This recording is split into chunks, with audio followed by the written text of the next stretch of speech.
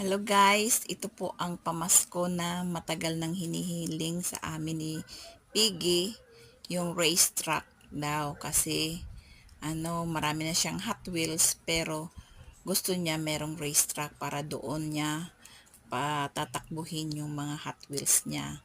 At syempre hindi mawawala lagi yung gustong-gusto niyang mga ballpen, lapis at ayan notebooks. Mahilig po ito sa school supplies si Piggy.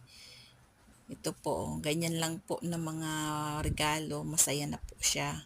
Kahit sa Christmas party nila, yun ang hiniling niya, school supplies pa rin. Ayan yun Hot Wheels niya, yan ang bago ngayon. Merry ang Christmas ni Piggy dahil natupad ang wish niya.